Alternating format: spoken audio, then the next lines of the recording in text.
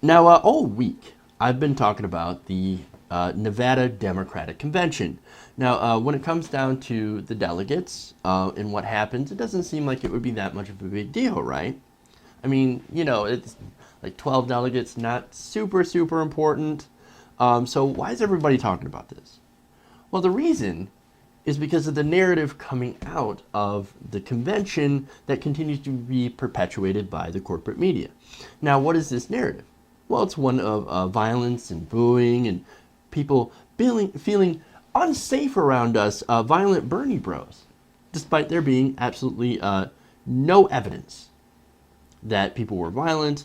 Yes, people were angry, people were booing, but were their chairs thrown? Absolutely not, right?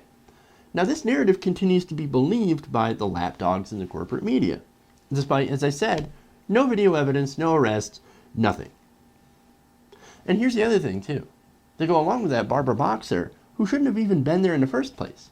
Remember, because she's from California. She was in Nevada for some reason. I don't know why, but she was there and said she felt threatened. Now, of course, there was video that came out later of her egging on the crowd. Oh, if you're booing B, you're booing Bernie. No, we're booing the process. And then, just egging on the crowd, right? And then later on claiming that I felt physically threatened by these Bernie bros. Give me a break, right? Now, of course, the media, unfortunately, has taken that narrative and has continued to run with it. So now here comes Nina Turner, who is a Sanders surrogate. Well, she's going to go on CNN and push back against that. Take a listen.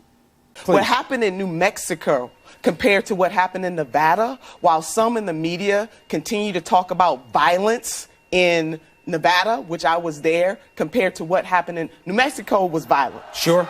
New Mexico officers almost got hurt. a riot, People got really. right. Yeah. Nevada, that was people lifting their voices and making it known. Relatively, it was. But you can also argue that what happened in Nevada has no place in democracy either. What did they do? They boo. I mean, look, go to Great Britain in the parliament. They stand up and boo each other all day long. I was in that room for at least 8 hours. No one was hurt. No violence was propagated in that room. And I just have a problem with folks calling that violence. Yes, people lifted their voices. They got up in front of the stage. They said, "You cheat. You're cheating."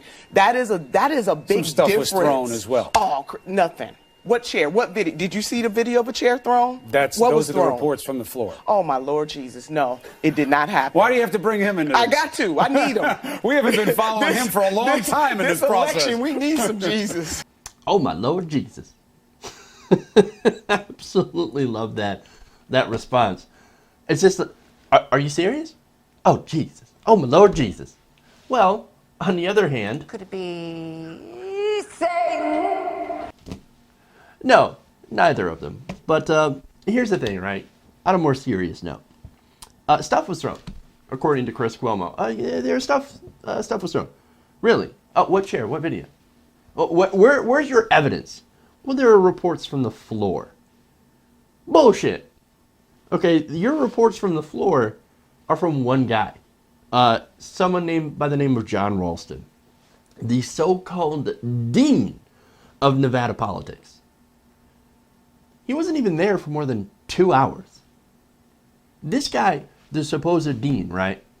I wouldn't put him as dean of a clown college. With the way that he's circulating false reports about violence and chair throwing at the convention that didn't actually happen. There's no video evidence, no evidence of violence. In fact, all the evidence shows that John Ralston's full of shit.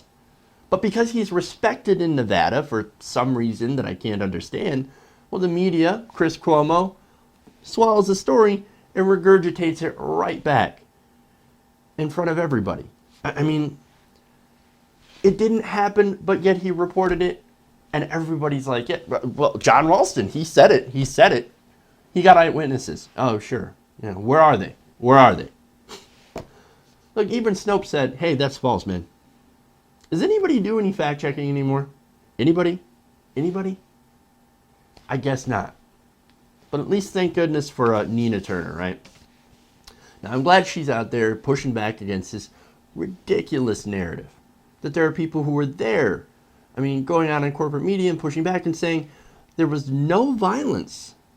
and that this is a smear against Sanders supporters. It's wrong. Here's the evidence. Here's an eyewitness. We were there. We know what happened. And what you're saying in the media is not true. Now, here's another thing, right? This whole discussion of violence, right? It gets people off track in talking about the rules that were proposed, passed, and put into action by Roberta Lane that were illegal. That even some Hillary Clinton supporters pointed out as not being right, as being, first of all, completely unfair and against their own rules. But see, this is what happens. They put out a separate narrative, they push it to the media, and all it does is serves to distract us from the fact that they broke their own rules.